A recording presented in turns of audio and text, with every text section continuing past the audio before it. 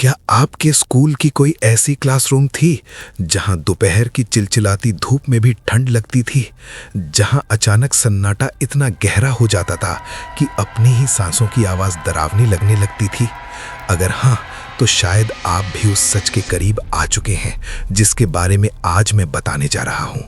ये कहानी है सेंट सेवेरियस स्कूल की क्लास 10B की, और उस क्लासरूम के भूतिया सच की जिसने 5 बिल्कुल सामान्य बच्चों की जिंदगी हमेशा के लिए बदल कर रख दी। हवा में चाक की धूल और पुरानी किताबों की गंध थी। सेंट सेवेरियस का वो पुराना ब्लॉक, जिसकी ईंटें अब लाल नहीं धुंधली भूरी हो चुकी थीं, सन्नाटे में डूबा हुआ था।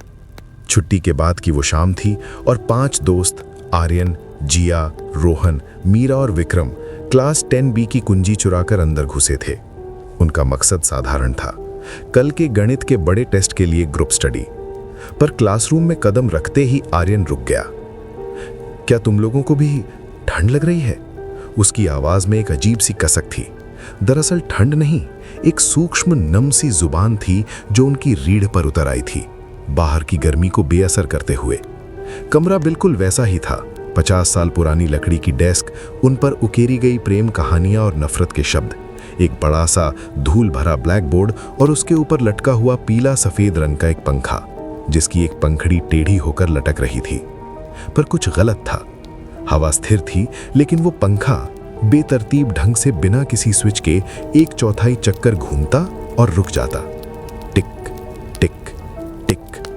जिया ने नजरें फेरी।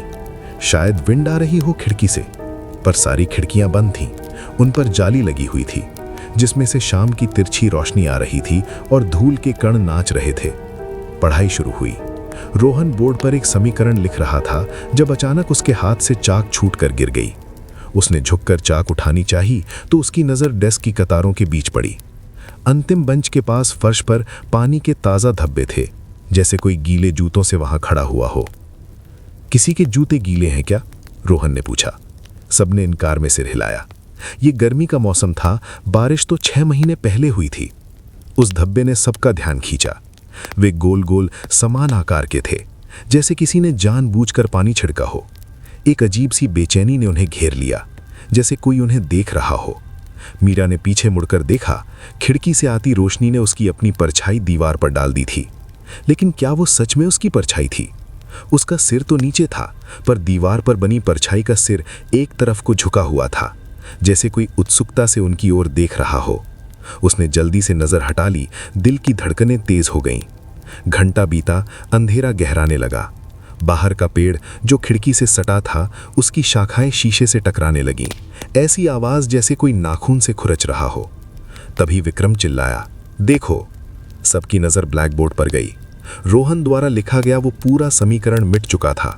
उसकी जगह चौक के धुंधले टेढ़े मेढ़े अक्षरों में लिखा था, मेरी जगह कौन लेगा।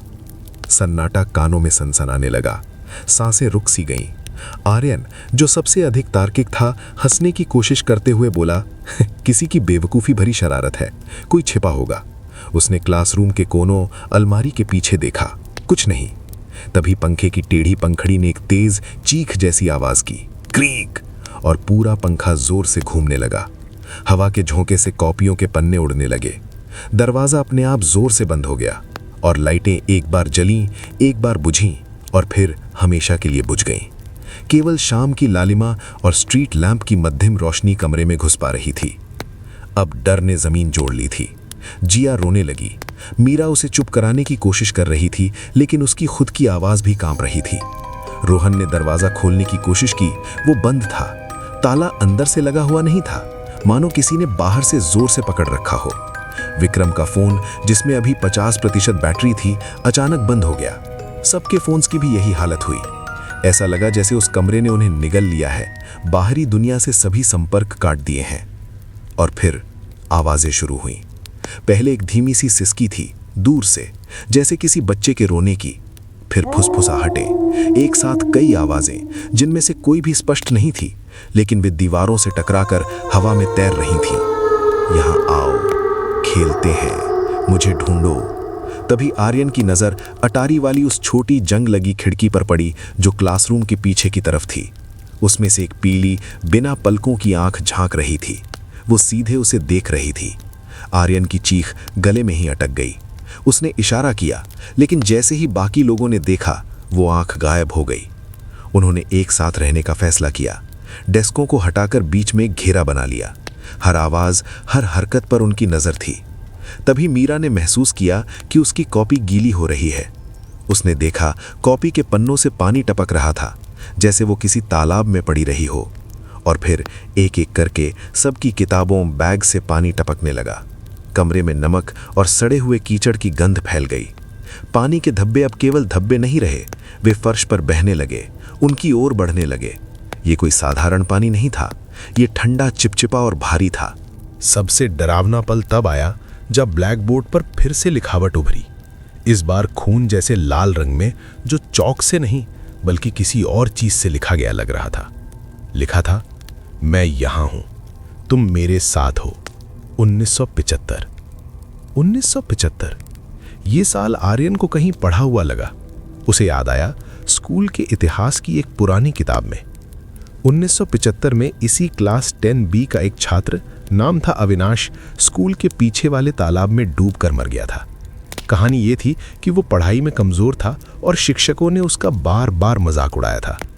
एक दिन क्लास टेस्ट में सबसे खराब अंक लाने पर उसे सजा के तौर पर दोपहर की पूरी छुट्टी उसी क्लासरूम में बिताने को कहा गया। लेकिन वो क्लासरूम से भाग गया और कभी लौटकर नहीं आया। 2 दिन बाद उसका शव तालाब में मिला।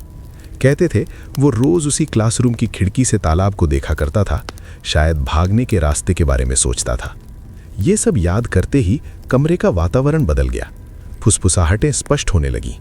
एक लड़के की आवाज, डरी हुई, हताश, मैं नहीं कर पाया, मैं फेल हो जाऊंगा, सब मुझे हंसाएंगे।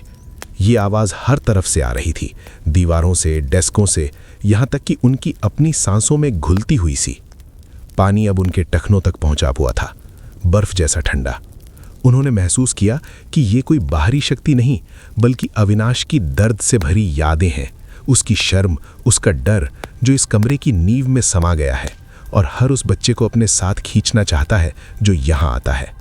आर्यन ने डर को पीछे धकेलते हुए ब्लैक बोर्ड की ओर देखा और जोर से बोला, अविनाश, हम तुम्हारा मजाक नहीं उड़ाएंगे, हम तुम्हारी मदद करना चाहते हैं। एक पल के लिए सब कुछ थम सा गया। फिर ब्लैक बोर्ड पर लिखा वो खूनी संदेश धुंधला पड़ने लगा और उसकी जगह नम, पानी से लिखे गए शब्द उभरे, कोई मेरी कॉपी चेक नहीं करता। ये उसकी पीड़ा का मूल था, उपेक्षा, अकेलापन, अपनी कोशिश का कोई मोल ना होना। मीरा, जो खुद को कला में कमजोर मानती थी, समझ गई। उसने अपनी गीली कॉपी में से एक पन्ना फाड़ा और उस पर अपनी कलम से लिखा, तुम्हारा सब्जेक्ट क्या था? उसने वो पन्ना उस पानी के बीचों बीच, उन धब्बों के बीच रख दिया जहां से पानी आ रहा था। पल भर में पन्ने पर पानी के निशान से जवाब बना, गणित। रोहन, जो गणित में बहुत अच्छा था, तुरंत बोर्ड पर एक साधारण सा, आसान सा सवाल लिख दिया, 15 + 7 कितना है? बता दो अविनाश, हम सुन रहे हैं। 1 मिनट का सन्नाटा। फिर फर्श पर बहते पानी ने धीरे धीरे अंकों का आकार लेना शुरू किया। 2 और फिर 2, 22। जवाब सही था। उस पल कमरे से वो भारी, दम घोटू हवा कम होने लगी, पानी का बहना रुक गया और धीरे धीरे वो सब सोख लिया गया, मानो फर्श ने उसे पी लिया हो। पंखा रुक गया, ब्लैक बोर्ड साफ हो गया, दरवाजे का ताला खुलने की आवाज हुई। वो पांचों कांपते हुए एक दूसरे का हाथ पकड़े उस कमरे से बाहर निकले। पीछे मुड़कर देखा तो क्लास 10B फिर से वैसी ही थी, खामोश, धूल भरी, निष्प्राण। लेकिन उन सब की आंखों में एक नया डर था, एक नई समझ थी। भूत सिर्फ डरावनी आकृतियां नहीं, कभी कभी वो दर्द के जख्म होते हैं, उपेक्षा के गहरे कुएं होते हैं जो एक जगह में चिपक कर रह जाते हैं। अविनाश का भूत नहीं, उसका अकेलापन, उसकी पुकार थी जो उस कमरे में कैद थी। उस दिन के बाद उन पांचों में से कोई भी कभी अकेले उस ब्लॉक के पास नहीं गया। पर कभी कभी जब रात होती और स्कूल खाली होता तो क्लास 10B की खिड़की से एक धुंधली सी रोशनी दिखाई देती थी, जैसे कोई टॉर्च जलाकर पड़ रहा हो। और अगले दिन सुबह जब सफाई कर्मचारी कमरा साफ करने आते तो ब्लैक बोर्ड पर हमेशा एक ही सवाल लिखा मिलता, चौक से, साफ सुथरे अक्षरों में, क्या आप मेरी कॉपी चेक करेंगे? क्या आपके स्कूल में भी ऐसी कोई क्लास है? वो क्लास जहां दरवाज़ा थोड़ा सा खुला रहता है, चाहे आप उसे कितनी ही बार बंद कर दें। वो कुर्सी जो हमेशा थोड़ी बाहर निकली रहती है।